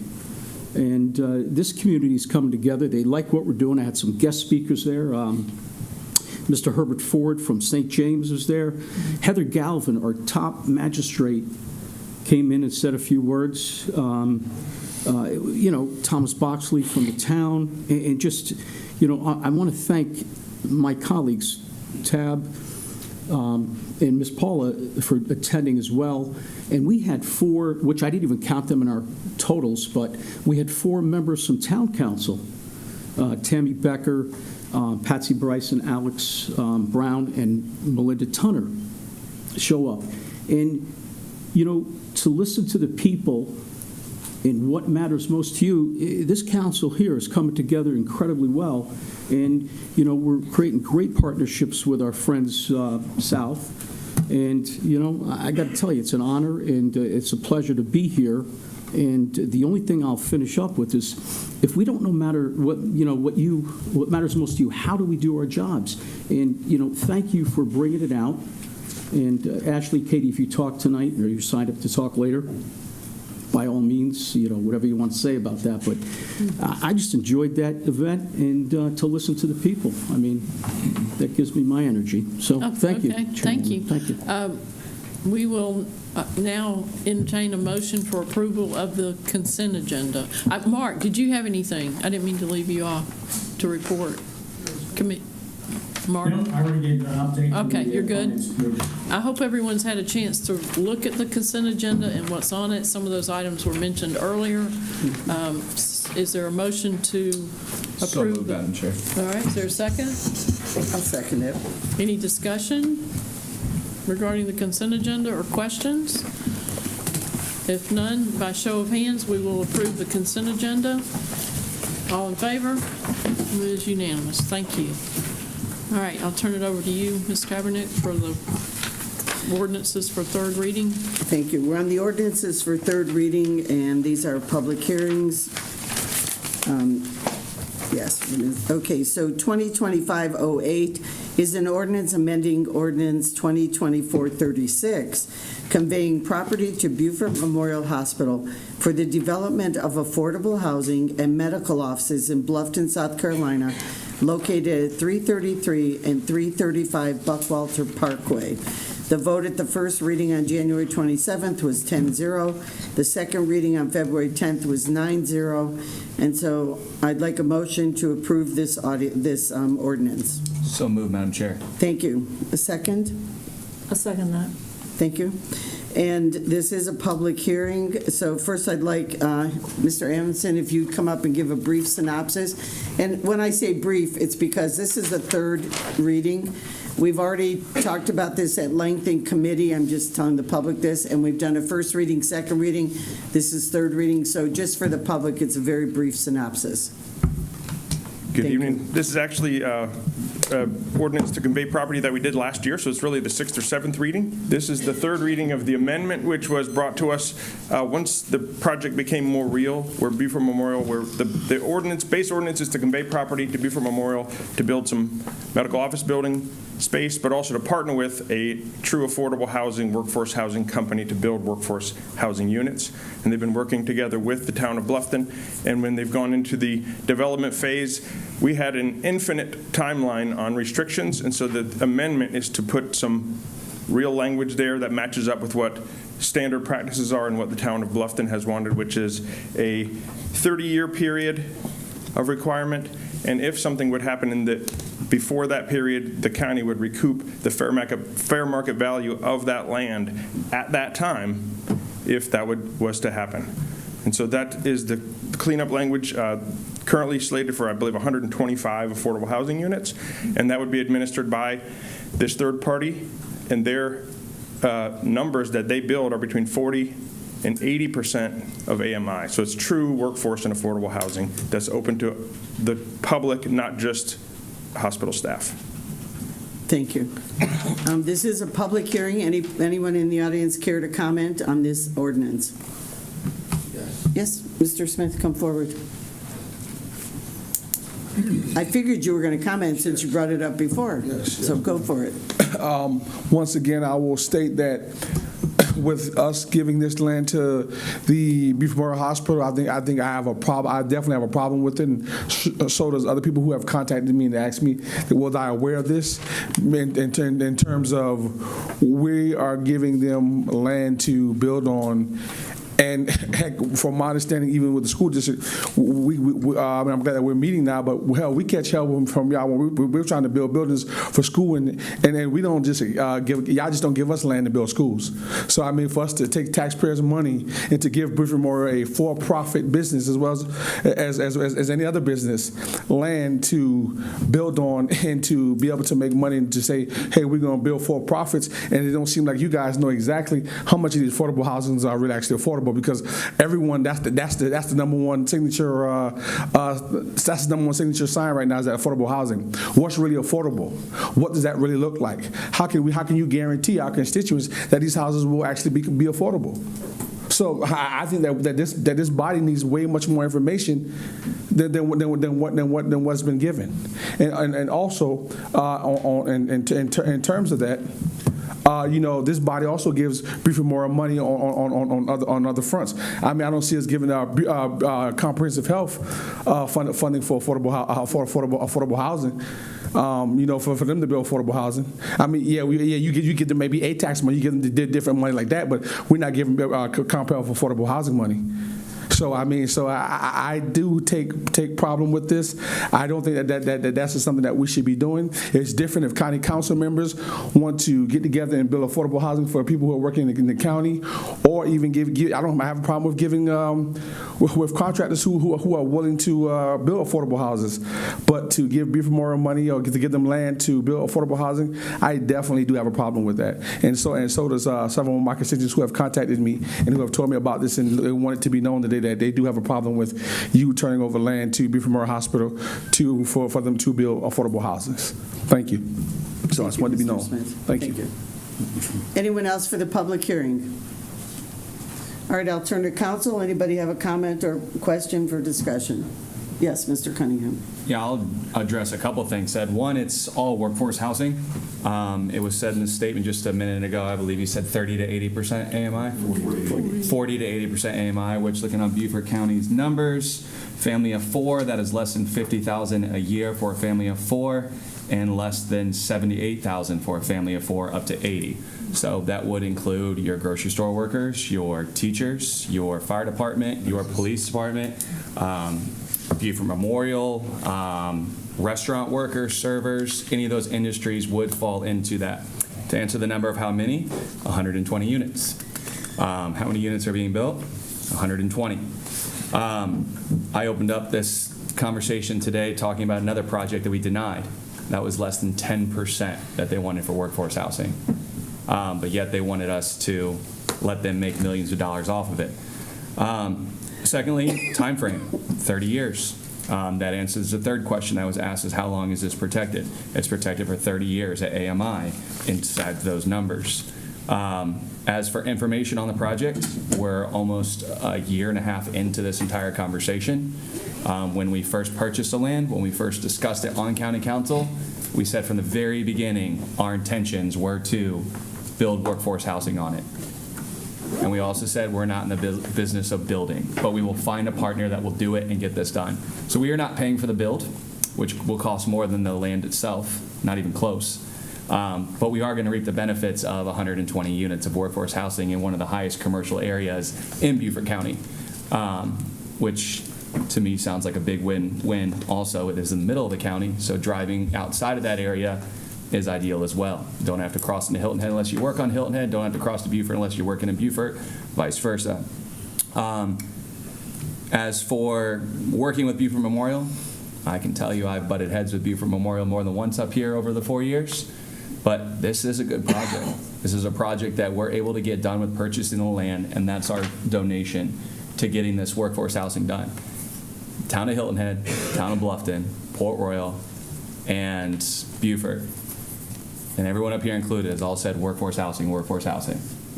This is 120 units. One of the biggest projects that's ever been done in Beaufort County. So some people might say it's big, some people might say it's small. Name one that's been bigger. So I will say that I'm looking forward to this project, and I can't wait to see it get it going. Thank you, Mr. Cunningham. Two things. One, Beaufort Memorial is a not-for-profit community hospital, and we are partnering with them. And they went out of their way to apply for state tax credits to make this project feasible. They took it upon themselves to go obtain that from the state. And on top of that, the seller actually discounted their price during the purchasing of the land in order to make this feasible. So there's been like he said, there's been a lot of partners here that are making this feasible, and I do think it's a good decision moving forward with this. Thank you, Mr. Bartholomew. Anybody else want to comment or question? Sure, I'd like to, if you Go don't. ahead. Yeah, thank you, Madam Chairman. Several years ago, and I would probably go back 4 years, workforce and affordable housing was an issue, and this council embraced that. And in doing so, there are various means that we are looking at. How do we make workforce and affordable housing available to our community? This is one that's coming out. There's several with the hospital as well as with other entities. But the whole thing is we could sit here and do nothing, or we could do something. And it's coming back in various forms of workforce housing, but this county has basically made a commitment to bring about workforce housing in this community, and so I just want to say that it's something that we talked about almost 4 years or better, and it's coming to fruition at this time, and it's going to be other forms of workforce housing coming before us for us to approve. So, thank you. Anybody else comment? I want to thank my colleagues for those excellent comments on this ordinance. At this time, I'd like to take a vote to approve ordinance 2025/08. All those in favor, please raise your hand. Okay, thank you. All right, 2025/09 is an ordinance authorizing the county administrator to execute the necessary documents and provide funding for the development rights purchase of real property identified as tax map serial number R300-023-000-128B-000, 128C, 128D, and also known as Seaside Road PDR. Madam Chairman, I'll be glad to make that motion. All right, thank you. So you're making a motion to approve this ordinance as read? Yes. Okay, can I have a second? I'll second it All too. right, if thank you. have to. I don't think you could, but nice try, but thank you, Mr. Glover. Mr. Bartholomew, second. This would be Amanda. You want to give a brief recap on this one? But she's not. Or if you want to, This Cat. yeah, Cat Schaefer. That's okay. I have Yes, Amanda this is down a here. conservation easement with the Rural and Critical Lands Program. The Rural and Critical Lands Board recommended approval at their fall meeting. You all have seen this in Natural Resources and now for 3 readings, but it's on St. Helena on Seaside Road. It's a pecan grove and protects a lot of water frontage along Club Bridge. And we all think it's a great project, so thank you for your consideration. Thank you. This is a third reading public hearing. Anyone in the public wish to address this ordinance? Okay, seeing none. County Council, any comments or questions on this ordinance? Thank you. So I'd like to do the vote to approve ordinance 2025/09 as read. All in favor? All right, thank you. That's approved. 2025/10 is an ordinance authorizing the county administrator to execute the necessary documents and provide funding for the fee simple purchase of real property identified as tax map serial number R600-029-000-0054-0000, which is also known as Davis Road. And this is a public hearing, so I'd like a motion to approve this ordinance as read. Motion. Thank you, Ms. Brown. Is there a second? I'll second. Okay, well, everybody wants seconded. Thank you. Sure. And Kate, another recap on this one. I got it right this time. Sure. This is for a fee simple acquisition using funding from the Rural and Critical Lands Program. The board also recommended unanimous approval for this project. This is in the Okatee area along the headwaters near 170 and 278. It's actually a connecting piece of property between 2 existing rural and critical fee land holdings that would add to Okatee Regional Park. So over 180-ish connected protected acres right here in one of the fastest growing parts of our county that would improve water quality and provide some public access. Thank you. This is a public hearing. Anyone from the public wish to comment on this ordinance? Okay, seeing none. Anyone on council have a question or comment? Just want to comment that in that 180-something acres, there's a old forest, old-grown forest, virgin forest. I don't think it's virgin, but yeah. Yeah, so we had a field trip or a site visit to this property 2 years ago, and also the Old Growth Forest Initiative came. There is a white oak grove on this property, and it's really got some remarkable trees of different varieties, but it is designated as an old growth forest, which just speaks to the forest, the stability of the forest ecosystem, and the incredible benefits that come with that in terms of soil quality and habitat quality. So it's a great inholding. Thank you, Kate. Any other question or comment on this ordinance? All right, I'd like to take a vote to approve the ordinance 2025/10 as read. All in favor? Aye. Mr. Lawson, were you in favor? Okay. Mr. McKellen? Oh, sorry. Oh, okay. Thank you. It's unanimous. 2025/11 is an ordinance authorizing the county administrator to execute any and all necessary documents for the acceptance of S-859 located at South Carolina 462 and South Carolina 170, which is to be abandoned by SCDOT. Voted the first reading February 10th was 9-0. Voted the second reading February 24th was 11-0. Do I have a motion to approve this ordinance as read? So moved. I'll second. Okay, Mr. Cunningham made the motion, Mr. Bartholomew. Mr. Dawson. Oh, Mr. Dawson made the motion. Mr. Bartholomew second? Okay. Swap that one. Thank you. And Jared, do you want to give a brief recap on this one for the public, please? You guys were so quick, I couldn't even figure out which of the I tried three to you help. did I it. definitely pointed. Yeah, okay. Okay, Mr. Freilich. Yes, ma'am, thank you. So this is for, This is for a piece of property that is the road in between Ace and the Triangle Cooler Trap B purchase that we made last year. So this is the old SC 170 roadbed, and we would be acquiring it at no cost from DOT, and that way there's no property owners between us and Ace with this acquisition. Thank you. This is a public hearing. Anyone in the public wish to comment? All right, anyone on county council wish to comment or have a question? No. All right, thank you. Then I will ask for a vote to approve ordinance 2025/11 as read. All in favor? Okay, thank you. All right, one more in the public hearing. 2025/12 is an ordinance authorizing the county administrator to execute any and all necessary documents for the transfer of right-of-way back to the property owners. And there's a million parcels here. I'm just going to say track 13, track 12, track 10, and track 8, as shown on Exhibit A, pages 1-4, associated with the Ryboat Road Sidewalk Project in Port Royal. I'll make a motion. Vote at the first reading was 9-0 on February 10th. Vote at the second reading was 11-0 February 24th. So looking for a motion to approve the ordinance as read. I'll make a motion. Ms. Howard makes the motion. I'll second. Mr. Glover has a second. Thank you. And is Brian here or Jared? You take? Okay, Jared's up again. Oh, you're just really busy tonight. Yes, so Rabo Road Sidewalk Project. This is the, at the conclusion of the project, we have to buy right-of-way as part of the improvements. And at the conclusion of it, we consolidate all the right-of-way into one single deed and deed that back to DOT for their long-term ownership and maintenance.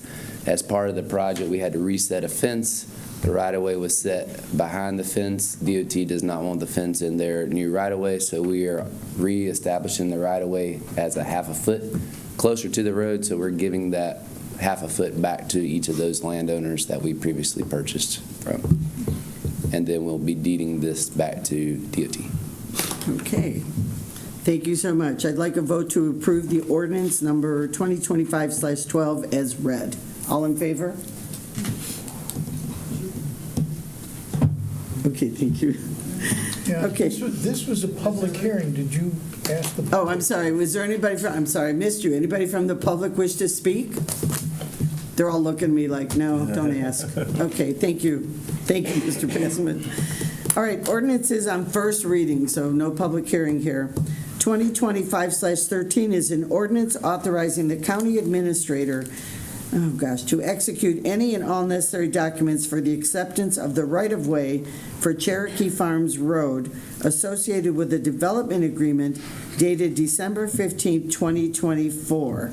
This is a first reading, so somebody want to make a motion on the ordinance? Amend that reading to 2014. It's 2014. I'm sorry.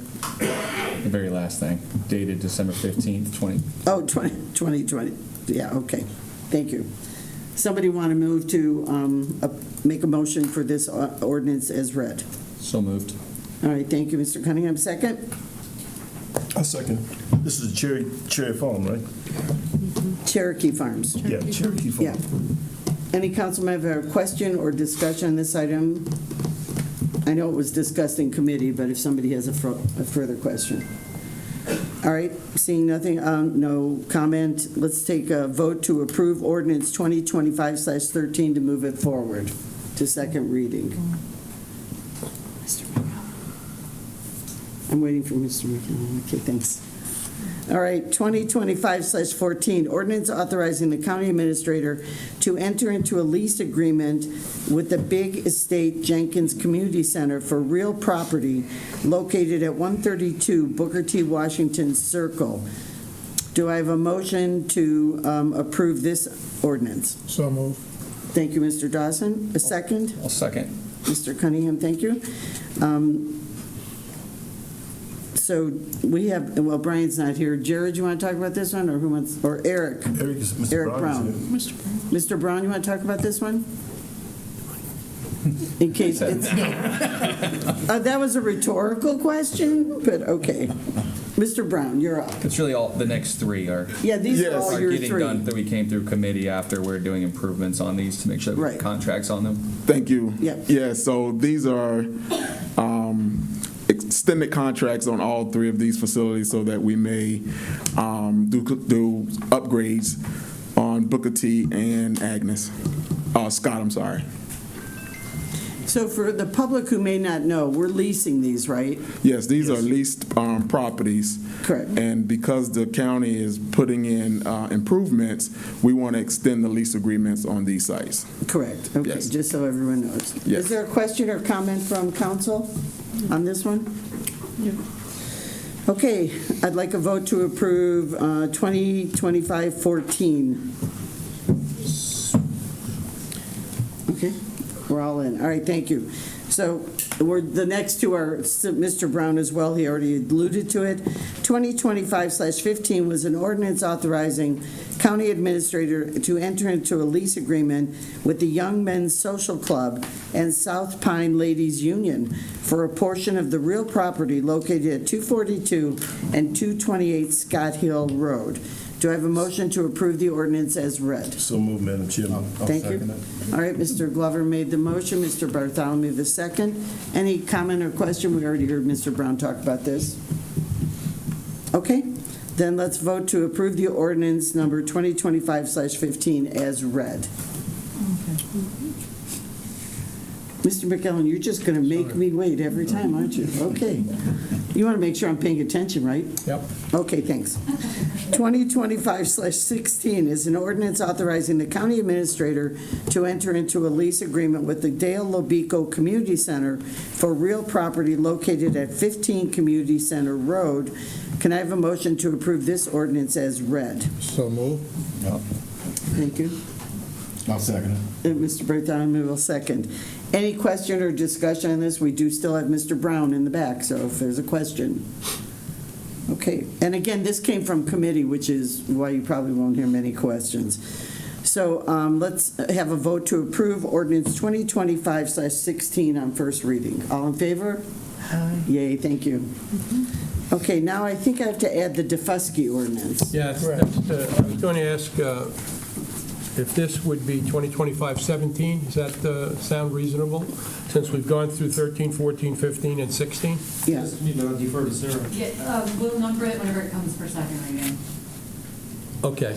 Okay, so I'm going to go ahead and read it. Okay. Madam Chairman, before we go to 2017, I just want to thank Mr. Brown before he leaves.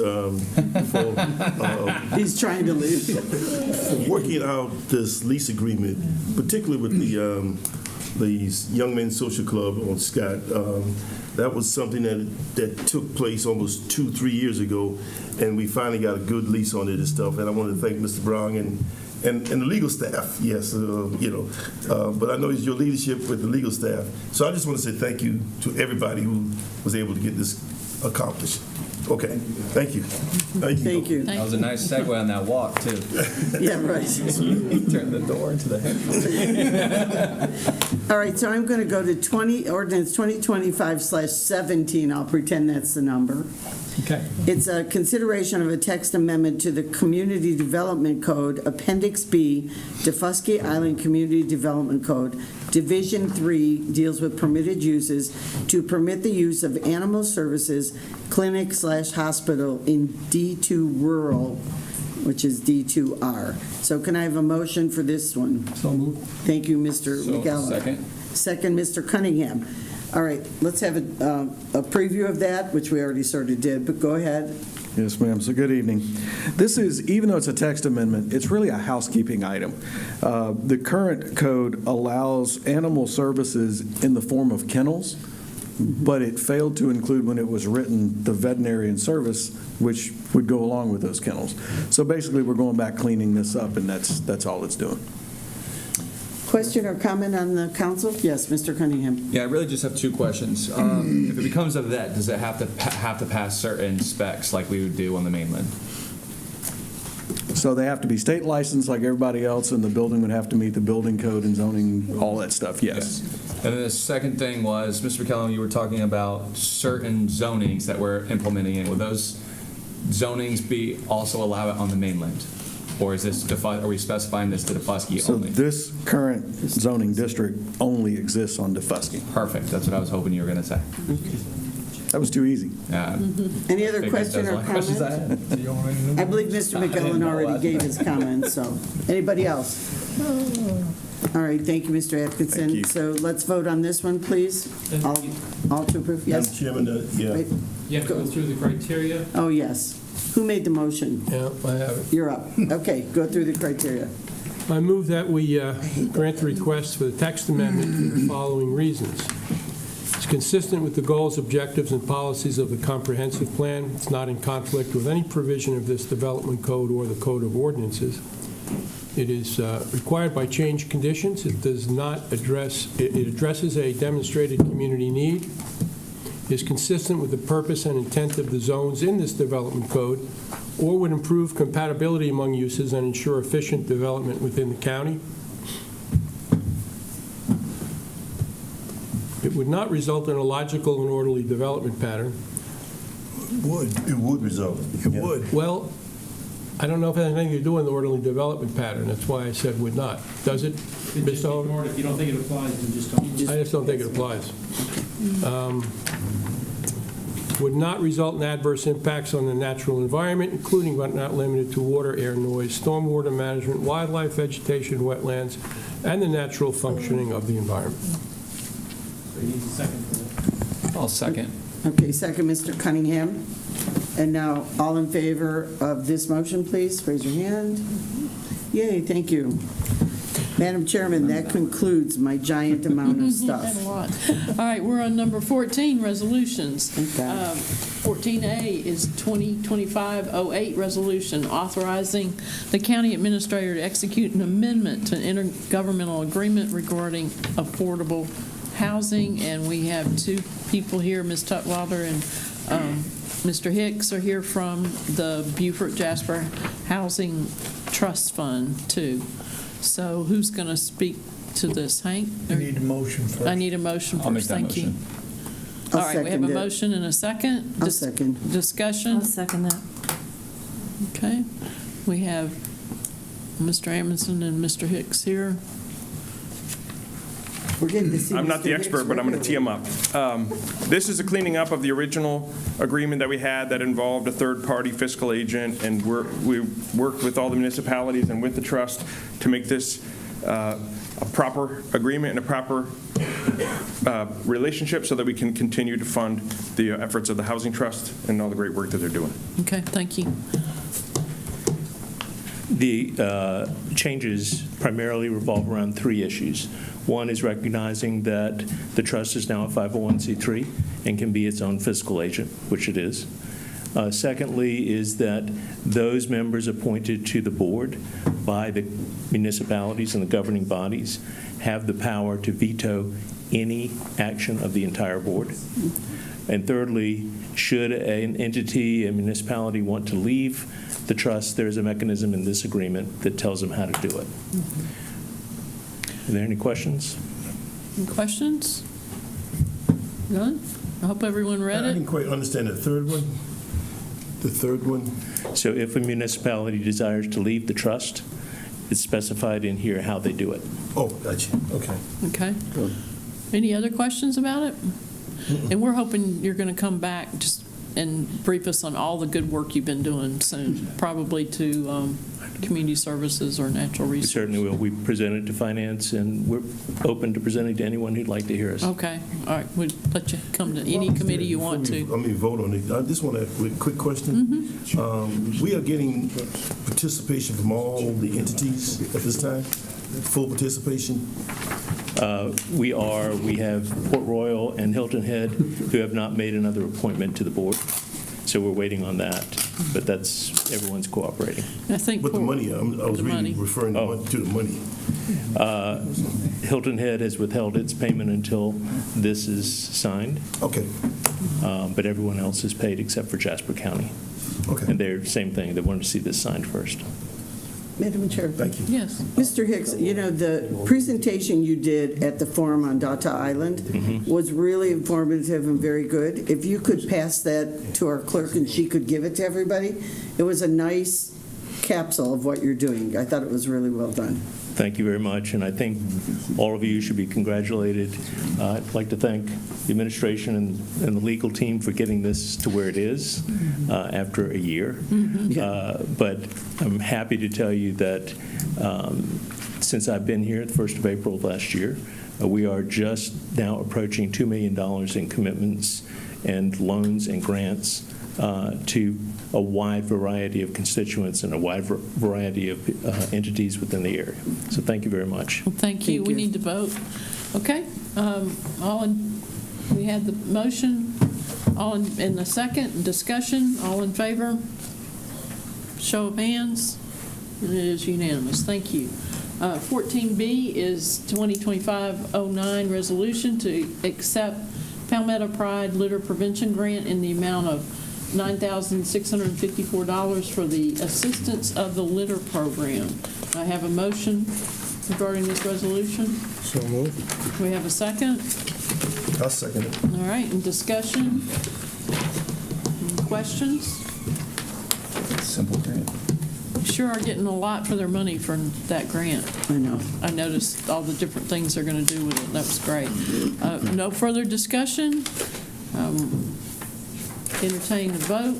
All in favor of 2509?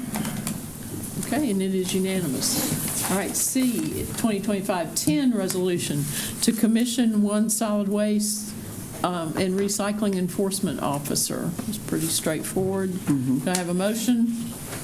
I'll make the motion. Do we have a second? Second. A second. Thank you. Discussion? No discussion? All right. All in favor? Sign of hands. All right, it is unanimous. Again. D, 2025-11 resolution authorizing the demolition of a structure and funding for demolition of a structure on Beaufort County-owned property located at 2 Mullet Street. Do I have a motion? Everyone familiar with this one? Okay. Mr. Lawson might make that. There he is. Mr. Lawson made the motion. Do we have a second? I'll second it. Second, discussion? Mark? Mark, any discussion about this? No, I'm just excited to see this moving forward and making good changes. Okay. A show of hands. All in favor of the resolution? All right. Thank you. E, the last one, and very important one, is 2025-15, a joint resolution of Beaufort County and the town of Hilton Head Island to redefine the US 278 corridor project, also known as the William Hilton Parkway Gateway Corridor Project, to align with the available funding. I'd like to personally thank Mr. Amundson, Mr. Fralix, and Ms. Brock, and Mr. Herbert for working so hard on this in the last 2 weeks to get the language as best they could before it went back to Hilton Head, as best it could be, in my opinion. And we have a motion, and now we're open for discussion. Yes? Oh, I got a first and a second, didn't I? No, Larry just made the motion, right? I thought we had. Nobody made a motion? I'm sorry. Okay. I'll make the motion. All right, we have a motion and a second. I need a second. I'm sorry, I'm getting ahead of myself tonight. All right, second? You second? Now it's open for discussion. All right, Larry. It's getting late. Thanks. I just want to address, it was a very lengthy document, as everybody knows, and there's just an issue in there that I want to talk about, and that's the traffic light at Windmill Harbor. When I was serving as a judge on the magistrate's court, we often had papers that were submitted to us that we found were somewhat incorrect, but not purposely, of course. But we always referred to the mistake because it was so minor as a scrivener's error. And I think that I found a scrivener's error here in this joint resolution language that I'd like to address. It has to do with the request by the town of Hilton Head to have the Beaufort County transfer ownership of the traffic light to the town of Hilton Head. And they're asking us to do that in the resolution that they've sent over here. The reason that they want the transfer of ownership is because they want to incorporate that traffic light into the adaptive traffic light system to run from where the bridge touches land right through Spanish Wells. It's an expensive proposition to do that, and they're going to incur some costs. So they made a very generous request to have the ownership of the traffic light transferred to them, because in doing so, they will then be responsible for the maintenance and repairs to that light. But here's the issue. We do not own that traffic light. We have no authority to transfer ownership of that traffic light because we've never owned it. It's owned by the Department of Transportation.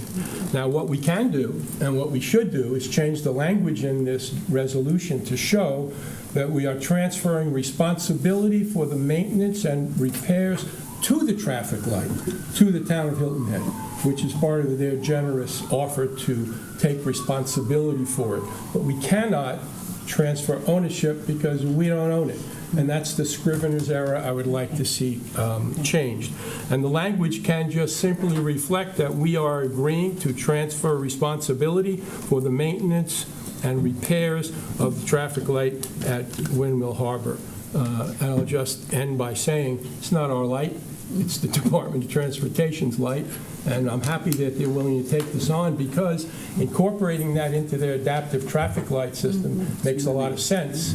And in doing that, it will not affect the operation of our light, because the adaptive traffic light will control east-west traffic on the highway there. The cameras we have in place on the Windmill Harbor light control the north-south entrance and egress to the neighborhood.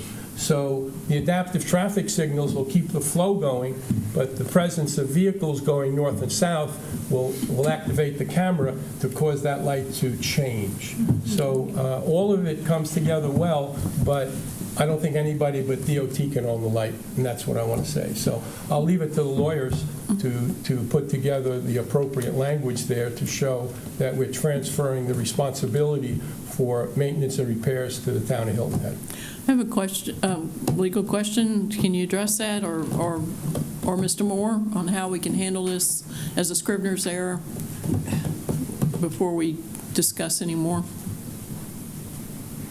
I think the easiest way to handle it is just to move to amend the joint resolution to put the language that Mr. McKellen just stated, as far as transfer the responsibility for the maintenance and repair of the light at Windmill Harbor to the town of Hilton Head Island, and that will take care of it. Well, we need to ask, because this is a joint resolution, will it need to go back to them? We will inform the town of Hilton Head Island as far as the amendment that we're making, and then ask them to join us in that. But as long as they agree to that, and there's no reason not to agree, we can still forward this up to the CIB in time, and then they can make the amendment at their meeting as appropriate.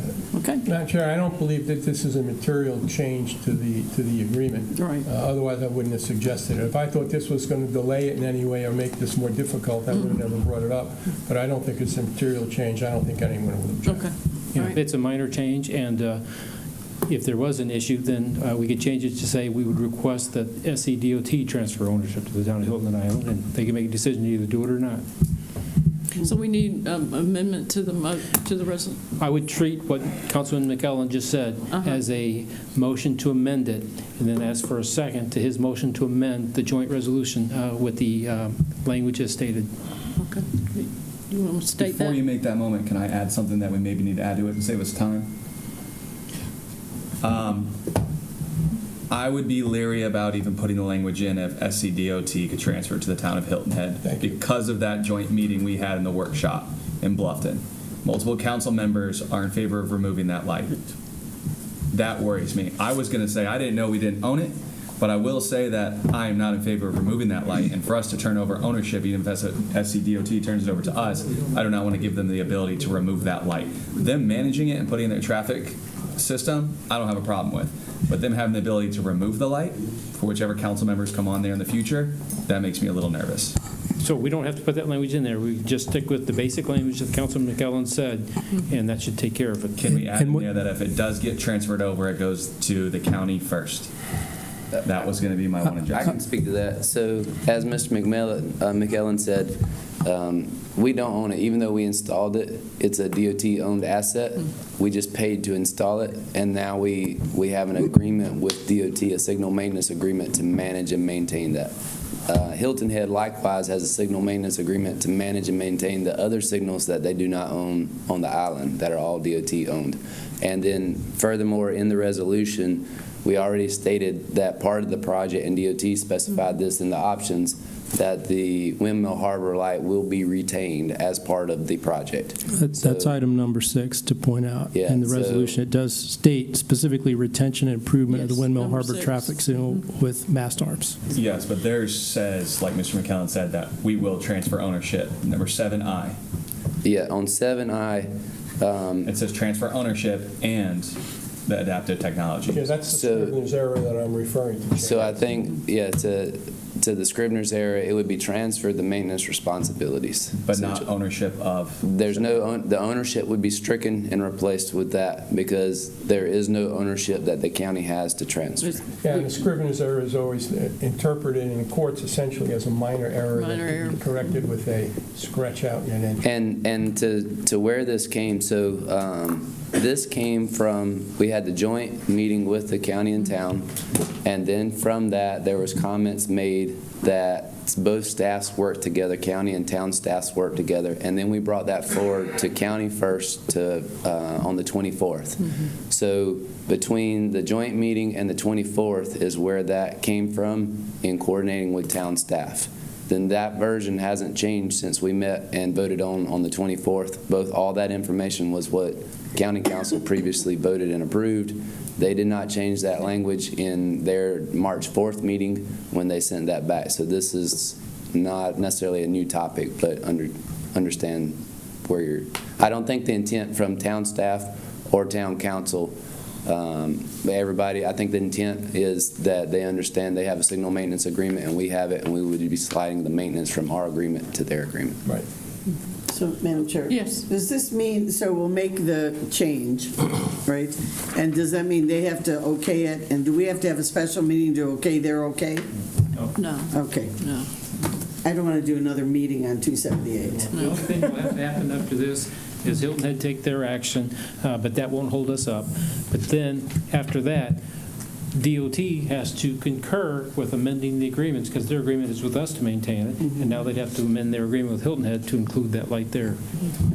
Is everyone clear on this? On that section, yes, I do have comments on other things after this amendment. And typically, so we review our agreements with DOT in March, our signal maintenance agreement. So that can be something that can be accommodated, and we can make that at a simultaneous switch from our agreement to their agreement with DOT on both parties, or on both agreements. So- Okay, did someone second Larry's? I did, yes, ma'am. Yeah, you seconded it. All right, we've had discussion on that amendment. And I will second the amendment as well, if he's proposing the amendment. Yep. Okay, and we just had discussion on that. All right, so we're good to vote on his amendment by show of hands. Yep. All right, all in favor of Councilman McKellar's amendment? Unanimous. Okay. I don't know Further if it is. I didn't see York raise his hand. Yeah, I didn't see you. That's true. Trying to understand what I'm voting on first, so I make sure I can vote. Now, We currently do not have ownership of the property, We- but this says that we do and that we're giving them ownership, which we legally can't do. So we're taking it out. Okay. Okay, he's in. All right, so let's go back to the original motion, and you had some discussion about that, Councilman Cunningham? Yeah, I love what they did on Exhibit B. They gave a two-way in and out of Pinckney Island, which was really my biggest concern because we don't know what the future holds. I guess my only question in that is, one, I support that. Two, does that trump the funding process of any leftover funds that would be turned over to Hilton Head? Yeah, so. And if so, where's it at in the language? Because I didn't see it. Yeah, so the intent there is that we have a project scope, and right now our project is $260 million. So that is what we're going out to bid with. And then as part of the design build opportunity, we'll have a base bid and then we'll have alternatives.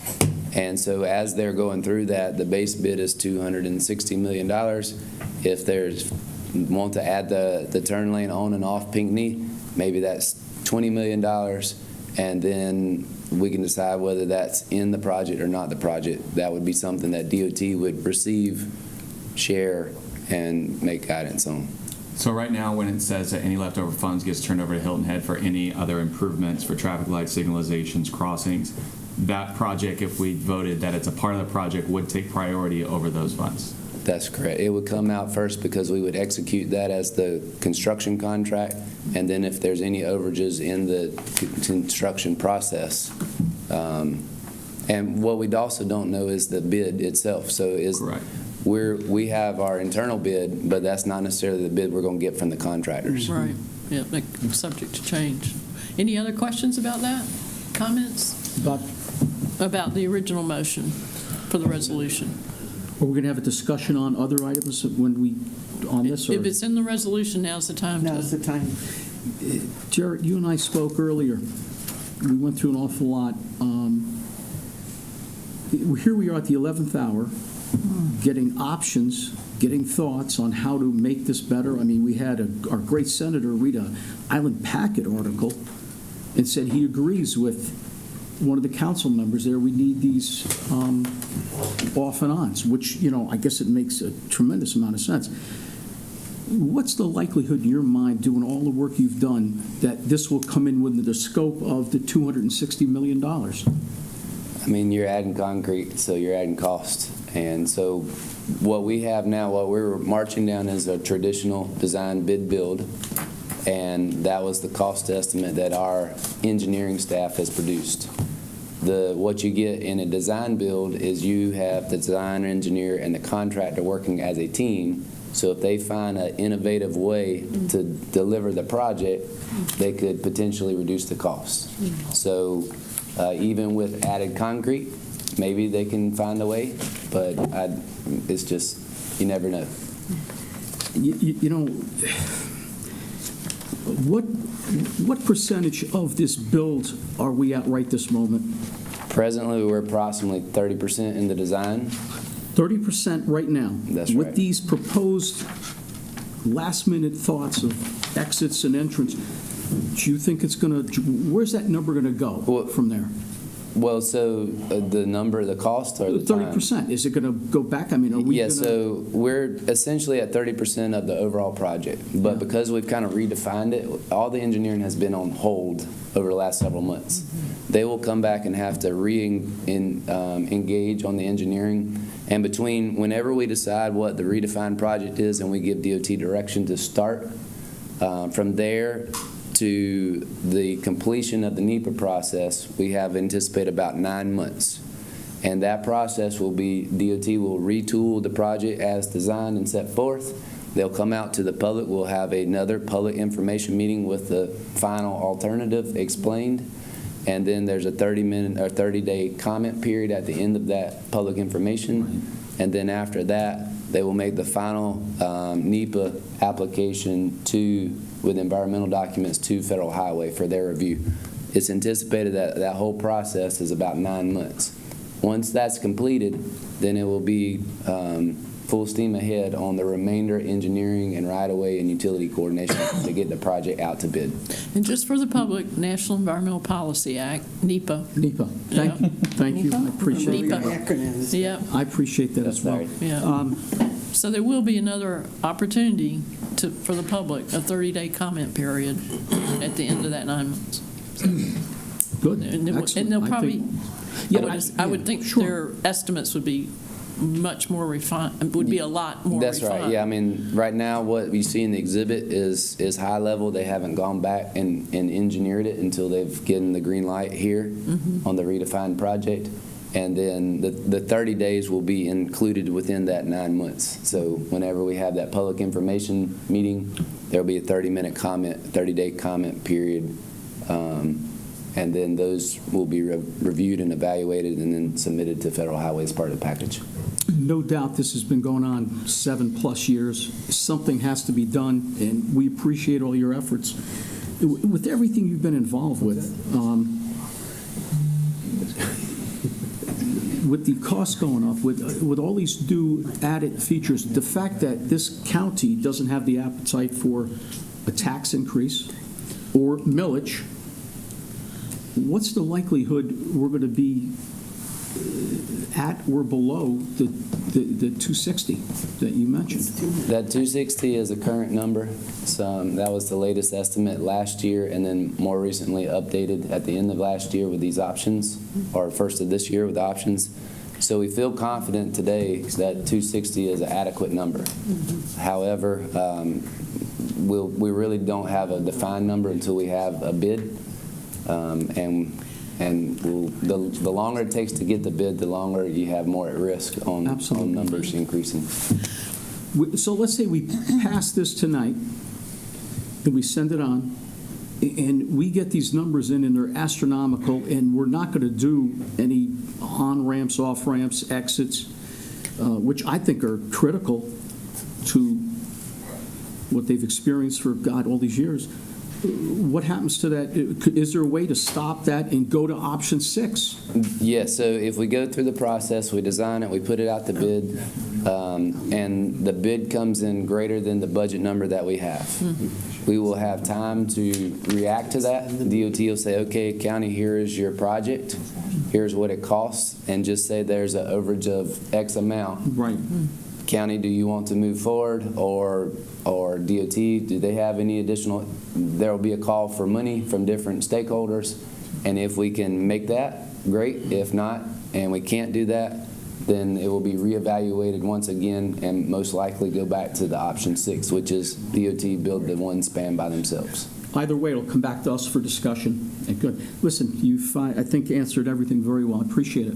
Absolutely. Okay, thank you. Any other questions or discussion? Yes, sir. Yeah. What happens if the town of Hilton Head doesn't sign on to this when we send it back? So in talking 31st, we have to submit. Well, in talking with Brian, if we approve this as is with just the updated amended Scribner's error, then they don't necessarily have to sign it. It's the Scribner error includes the signature error includes the updated. So it doesn't have to go back for a vote to county council, town council. To the town of Hilton Head. Okay. All right, let me rephrase the question. Are we allowed to move forward no matter what? You have different ways to move forward. Listen, maybe we're going to need a motion to extend I our want to make a time. motion to extend our meeting. Yes, if they didn't agree to it, we could fall back to a single resolution and send it up as a resolution from the council. We could. All right, Brian, because I'm getting old over here trying to get this bridge built. You're getting old. I'm going to bring a picture one day of my kids when we started the project, and then my kids now, once I was still teaching on Hilton Head when they're a couple feet taller. Oh, wow. Okay, any other discussion? No, but I want to make a motion to extend our Okay. time. We have to make the motion I think on we have- this first. Yes, Yeah. we have to Because- vote. I thought we were done. No. We're still going to vote on it. Yeah, we We still have to make a motion and second It's on already the been motioned and amended seconded. motion. We voted on the amended. We did that. You just We need to voted vote on- on the amended On the motion. amended. We voted on, We voted on the amended. we voted on the amended motion. We sure did. Now we need to vote on the Yes, main we did. motion Correct. As amended. as amended. And we had discussion. All in All favor? right, let's go. Okay, thank you. Okay. York, did you vote? He did. Okay, all right, thank you. He's up higher than anybody. All right. Now we catch you. Now we need a motion to extend because we need to go back into executive Yeah, session. I'll make the motion to extend our meeting. Do I have a second? I have a second. I'm a second.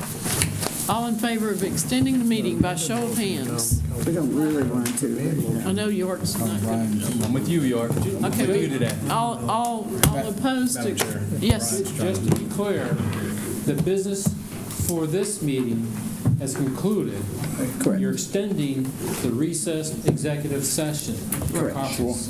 So do we need to close this meeting out and reopen the Yes. other one? That's the best way to Okay. do it. All right. The current meeting is adjourned, and we had a motion to go back into executive session. Reconvene Executive We session. will reconvene executive session, and we had a second to that? To reconvene? Oh, you don't need a second. Tab. All in favor? Aye. Yay, Larry, way to go. Larry's out. Seriously, he was not voting on anything. All right, did we finish voting to extend the meeting? We don't need to vote to extend it, because we're We're going in there. Yeah. Okay. Madam All right, we got it. We do have issues coming out of executive session, right? We We will. are going to. Yes, we will have, we will have matters arising from executive session. Thank you.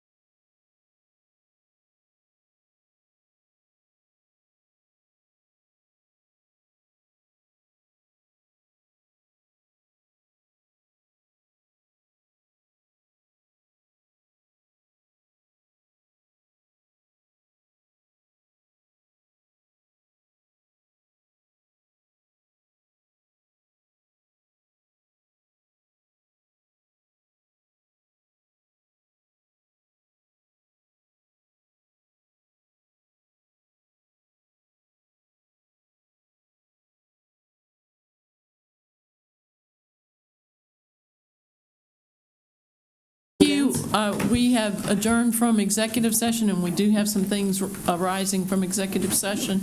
The first one is in regard to, let's see what it, I'm sorry, we get in here. Where's that at? From executive session.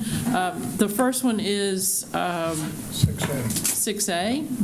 Discussion of employment, appointment, compensation, promotion, demotion, discipline, or release of a person regulated by a public body. Do we have a motion concerning that? Madam Chair, I do have a motion to make on that. I move that council authorize the county administrator to execute all necessary documents related to a severance agreement with the current assistant county administrator for finance for an amount up to the terms as discussed by council in executive session. This is necessary as a result of reorganization, which has resulted in a loss of that position within the organization. Do we have a second? Second that. We have a second. Discussion regarding that? Any discussion? No. None? All in favor? Aye. Right, show of hands. Thank you. All right, number B is under South Carolina Code 30-4-70A2, receipt of legal advice where the legal advice relates to pending litigation, which is Redfish Holdings LLC versus Beaufort County. Do I have a motion? Yes, Madam Chair. I move that council authorize the deputy county attorney and our outside counsel in the case of Redfish Holdings versus Beaufort to negotiate a settlement agreement in an amount for the terms as discussed in executive session, and if successful, for the county administrator to execute a settlement agreement for an amount and for the terms as discussed in executive session. Do I have a second? I'll second it. Any discussion regarding that? Hearing none. All in favor by sign? Aye. Aye. Okay. It is unanimous. The last one is D, under South Carolina Code Section 30-4-70A2, receipt of legal advice where the legal advice relates to pending litigation, Beaufort County versus David Coleman. Do I have a motion? Yes, Madam Chairman, I move that council authorize the county administrator to execute a settlement agreement and all related documents for the terms as discussed in executive session. Do I have a second? I'll second it. Okay. Everybody else sleeping? Any discussion? Any discussion? None? Hearing none. All in favor, please by show of hands. In favor of this? Opposed? We have one opposed. Okay. One opposed? One opposed, yes. Mr. Cunningham. Mr. Cunningham. Councilman Cunningham. Okay. Sorry, Mr. Glover. All right. There being no further business, this meeting is adjourned. Thank you. Good night. Good night. Night all. Good night.